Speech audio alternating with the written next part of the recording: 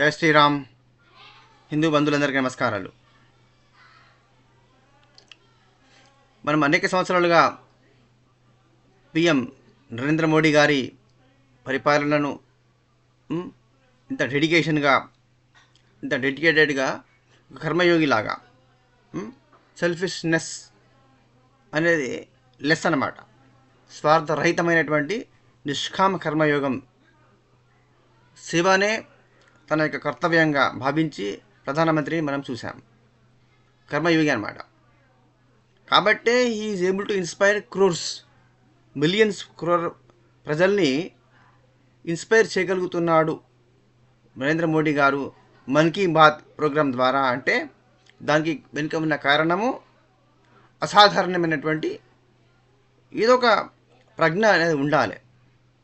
For instance Michael Jackson ఉన్నాడు అనుకోండి, extraordinary singer, dancer, ఒక టాలెంట్ అనమాట. ఒక ఫిలిం యాక్టర్ కావచ్చు, ఒక సెలబ్రిటీ, ఒక తనకు ఉన్నటువంటి ఫైన్ ఆర్ట్స్ కూడా ఎక్స్ట్రాడినరీ స్కిల్స్ ఉన్నటువంటి వాళ్ళకు కూడా అభిమానులు ఉంటారు. కోట్ల మందిని వాళ్ళు ప్రభావితం చేయగలుగుతారు.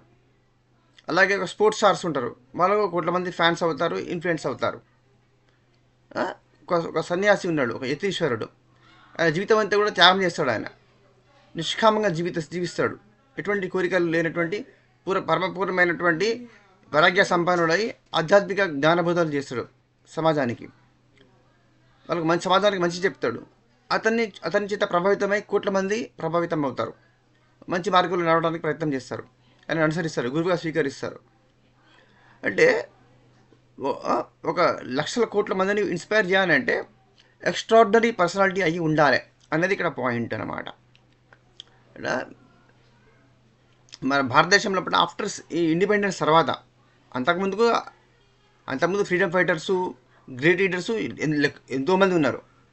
కానీ ఆఫ్టర్ ఇండిపెండెన్స్ పొలిటీషియన్స్ లోపల ఇంత వాస్ట్గా, ఇంత రేంజ్ లోపల ఇన్స్పైర్ చేయగలిగిన వ్యక్తి నరేంద్ర మోడీ గారే.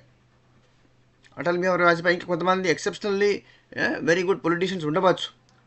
But to the extent Narendra Modi ఎంతైతే బెంచ్ మార్క్ రీచ్ అయ్యిండో, ఆ లెవెల్లో, ఆ డిగ్రీ లోపల ఇన్స్పైర్ చేసినటువంటి వాళ్ళు ఎవరూ లేరండి. ఇది ఇట్స్ నాట్ అన్ ఎగ్జాజరేషన్. ఇది అందరికీ తెలుసు, మీకు కనపడుతున్న సత్యం అది. సరే, ఆయన ఇంత బిజీ షెడ్యూల్ ఉండి కూడా 10 years ప్రధానమంత్రిగా ఉండి మళ్ళీ థర్డ్ టైము మళ్ళీ పిఎం అయ్యాడు. ఎప్పుడు 365 days ఒకరోజు హాలిడే తీసుకోకుండా, పండుగల రోజు కూడా మిలిటరీతోనో లేకపోతే ఎవరితో ఎక్కడో ఏదో ఒక పబ్లిక్ ఈవెంట్లో పాల్గొంటూ ఉంటాడు. మళ్ళా మన్ కీ బాత్ను రెగ్యులర్గా చేస్తూనే ఉన్నాడు. మన్ కీ బాత్ ద్వారా లక్షల కోట్ల మంది భారతదేశ ప్రజలను ఇన్స్పైర్ చేస్తున్నాడు. అంటే ఎంత డెడికేషను, ఎంత ఓపిక ఉన్నది, ఎంత పట్టుదల ఉన్నది, ఎంత సేవా దృక్పథం ఉన్నది చూడండి. నాకేమీ అవసరము, నాకు బోర్ కొడుతుంది, నేను మానేస్తా, ఒకరోజు బ్రేక్ తీసుకుంటా, హాలిడే తీసుకుంటా అని స్కిప్ చేయవచ్చు కదా. హాలిడేస్ తీసుకోవచ్చు కదా. రాజ్యాంగం ఏమైనా వద్దన్నదా? హాలిడేస్ తీసుకుంటే ఒక 10 రోజులు సిక్ అయినా అని చెప్పి హాలిడే రెస్ట్ తీసుకోవచ్చు, ఏసీ హాస్పిటల్లో పండుకోవచ్చు. ఎవరు ఆపలేరు. కానీ హీ నెవర్ టుక్ దట్. ఎంత ఫిజికల్లీ ఫిట్, మెంటల్లీ ఫిట్ అన్నమాట. మళ్ళీ విపరీతంగా ఫాస్టింగ్ చేస్తూ, మళ్ళీ పూర్తి శాకాహార భోజనాలు చేస్తాడు. మళ్ళీ అది కూడా ఫాస్టింగ్ చేస్తూ ఉంటాడు. ఎక్కువసార్లు ఉపవాస దీక్షలు చేస్తూ ఉంటాడు. ఎంత great personality. Physical fitness, mental fitness ఉన్నది కాబట్టి ఆయన ఇప్పుడు ఫిట్నెస్ హ్యాష్ ట్యాగ్ పెట్టుకొని ఫిట్ ఇండియా అని ప్రజలను మెంటల్లీ ఫిట్ కావాలి, ఫిజికల్లీ ఫిట్, మెంటల్లీ ఫిట్ కావాలి, ఆరోగ్యాన్ని బాగా డెవలప్ చేసుకోవాలి అని యూత్కు ఆయన ఇన్స్పైర్ చేయగలుగుతున్నాడు. అపోజిషన్ పార్టీ 20 ఏళ్ళ బట్టి యూత్ లీడర్ ప్రమోట్ చేస్తాను. ఆయన ఎంతమేర యూత్, ఆయన అసలు ఆయననే యూత్ అని చెప్పడానికి పనికిరానటువంటి వాడు. అంటే మెంటల్లీ, ఫిజికల్లీ కూడా అతను అన్ఫిట్ అన్నమాట. అంటే ఏమాత్రం కూడా ఆయన అయోటా కూడా వాల్యూస్ లేనటువంటి వాడు అనమాట. No comparison between Narendra Modi and the opposition party leader. సరే, మొన్నటి రీసెంట్ మన్ కీ బాత్ లోపల ఇదివరకు 14 లక్షలు ఉన్నటువంటి ఎన్సీసీ ఇప్పుడు 20 lakhsకు రీచ్ అయింది ఎన్సీసీ క్యాడెట్. తను కూడా ఎన్సీసీ క్యాడెట్గా ఎన్సీసీలో జాయిన్ అయ్యి క్యాడెట్గా ఉన్నానని తన యొక్క తన యొక్క అనుభవాన్ని షేర్ చేసుకోవడం జరిగింది.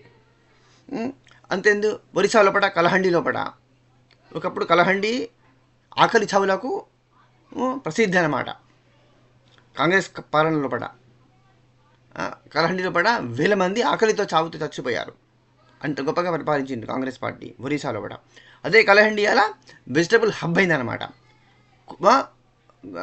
రైతులంతా పోగయి 200 మంది పైన రైతులు గ్రూప్ ఫార్మింగ్ చేస్తూ ఉంటారు. వాళ్ళు గ్రూప్ ఫార్మింగ్ చేసి మొత్తం గ్రామంలో ఉన్నటువంటి అన్ని పొదలన్నీ కలిసి కంబైన్డ్ ఫార్మింగ్గా గ్రూప్ ఫార్మింగ్ చేసి కోట్ల లోపల టొమాటోలను ఇంకా వేరే వేరే వెజిటబుల్స్ ప్రొడక్షన్ చేసి పండించి ఇప్పుడు వాళ్ళు రాష్ట్ర వ్యాప్తంగా జిల్లాలే కాకుండా ఇప్పుడు ఒరిస్సా రాష్ట్రం లోపల అన్ని చోట్ల అన్ని మార్కెట్స్కి పంపించగలుగుతున్నారు వాళ్ళు.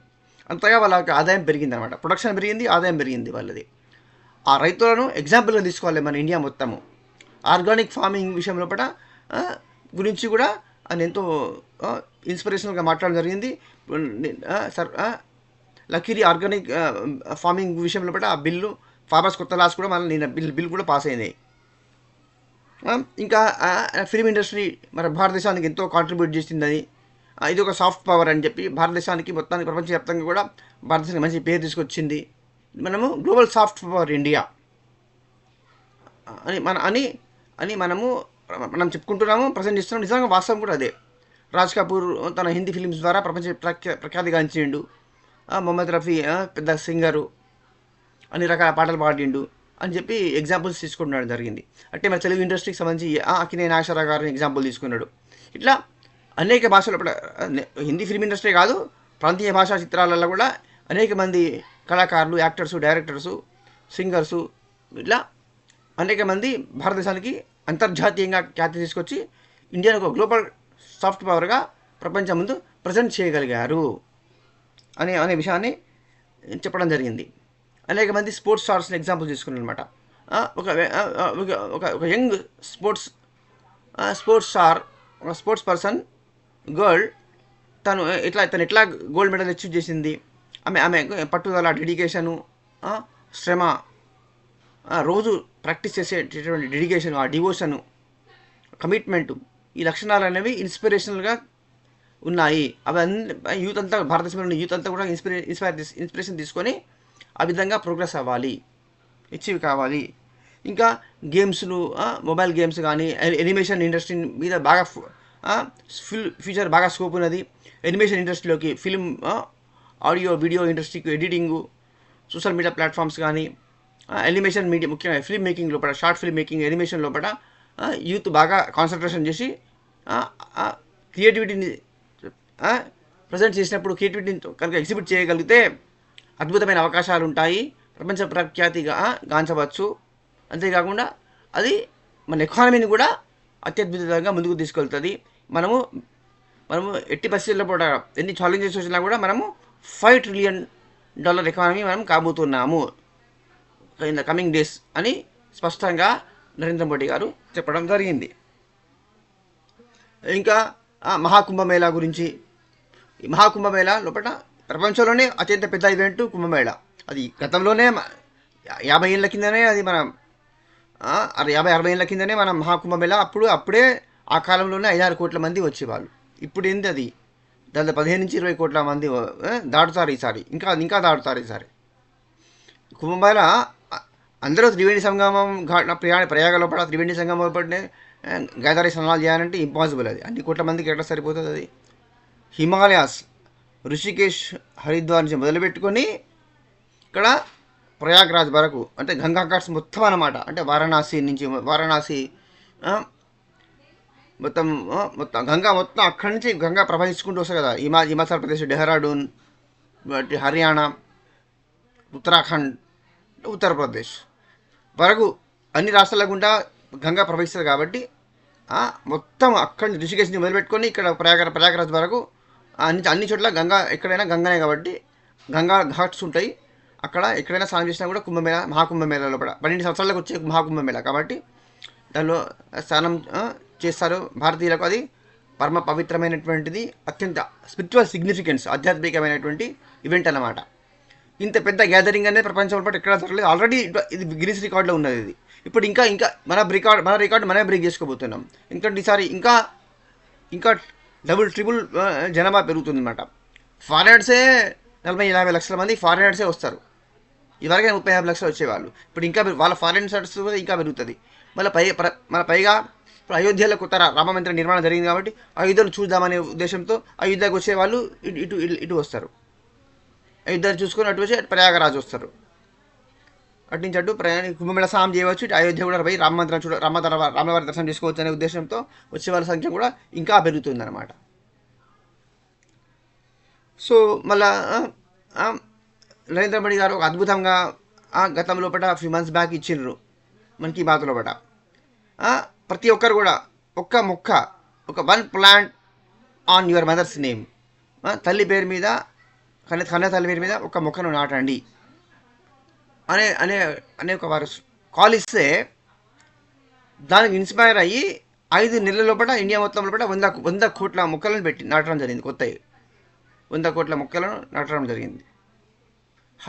ఇది ఎంత ఎక్స్ట్రాడినరీ చేంజ్ కాదా? ఇది అత్యద్భుతమైనటువంటి మార్పు అన్నమాట. ఇదివరకు స్వచ్ఛ భారత్ గురించి పార్లమెంట్లో ఎగతాళి చేసిండ్రు అపోజిషన్ పార్టీస్ వాళ్ళు. ఎగతాళి చేసిండ్రు అన్నమాట. అంటే ఏమాత్రం సంస్కారం లేనటువంటి వాళ్ళు. అంటే స్వచ్ఛత అవసరము అని కూడా మనుషులకు స్వచ్ఛత, క్లీన్లీనెస్ అవసరము, హైజీనిక్గా మనం ఉండాలి, డర్టీ సరౌండింగ్స్ నుంచి మనము క్లీన్ చేసుకోవాలా, మన హైజీనిక్గా ఉండాలి, మురికిని మనం దూరం వేసుకోవాలి, శుభ్రత చేసుకోవాలి అనేది కూడా వాళ్ళకి హాస్యాస్పదంగా అనిపించింది అనమాట. మరి ఫారెన్స్ పోతారు కదా, కోట్ల కదా, డబ్బులు కదా, పాపం సొమ్ము కోట్ల దోచుకున్న సొమ్ము ఉంటుంది కదా, వాళ్ళు 5 star hotel luxurious life lead చేస్తారు కాబట్టి ప్రజలు గ్రామాల లోపల, స్లమ్ లోపల ఉండే ప్రజలకు శుభ్రమైన వాతావరణము, క్లీన్ సరౌండింగ్స్ అవసరము అనేటువంటి స్పృహ కూడా లేనటువంటి వాళ్ళు అనమాట. When Narendra Modi gave a call for Swachh Bharat, these people cracked jokes, they made a mockery, they started ridiculing him in the parliament. I myself listened to that. Parliament proceedings చూసిన వాళ్ళు అందరికీ తెలుసు. అంటే ఎంత వాళ్ళు ఎలా రిడిక్యూల్ చేసిండ్రు అనేది చూశారు. అంటే ఎంత సంస్కారహీనులు వీళ్ళు అనేది అప్పుడే తెలిసిపోయింది. Show me one politician in the whole country, right from Kashmir to this up to Tamil Nadu.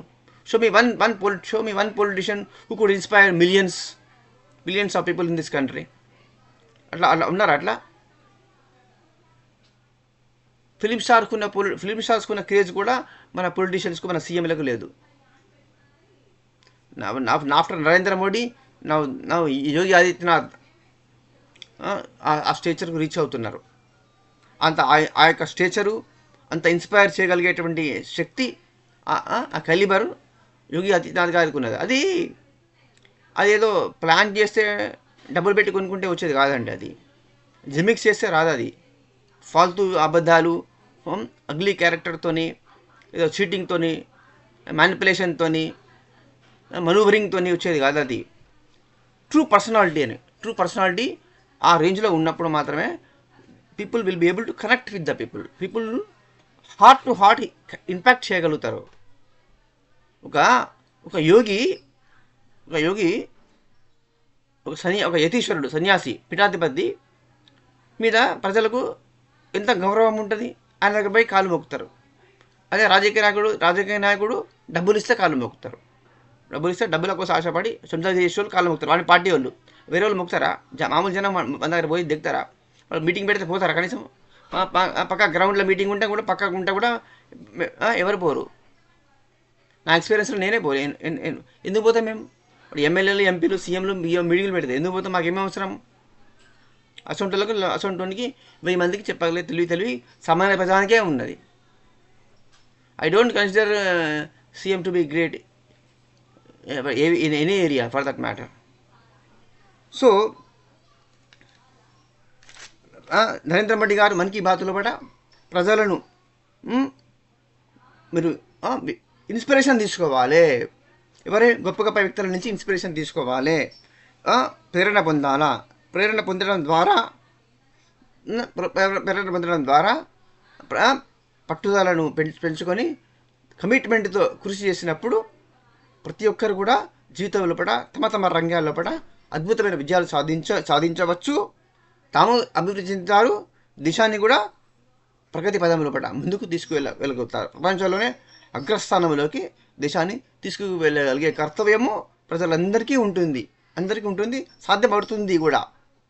మలేరియాను మనం ఎలా పూర్తిగా నిర్మూలించుకోగలిగాము, క్యాన్సర్ 90% మనం కంట్రోల్ చేయగలుగుతున్నాము అని నరేంద్ర మోడీ గారు చెప్పారు. ఆయుష్మాన్ భారత్ అనేది ప్రజలకు ఎంతో మేలు చేస్తున్నది. దానివల్ల కాస్ట్ ఆర్థిక భారం అనేది పడదు. కాబట్టి క్యాన్సర్ వచ్చిన మొదటి ఒకటి నెల 2 నెలల లోపలనే కనుక దాన్ని గుర్తించగలిగేది ఉంటే దాని క్యాన్సర్ను మనం పూర్తిగా క్యూర్ చేసుకోవచ్చు, కంట్రోల్ చేసుకోవచ్చు.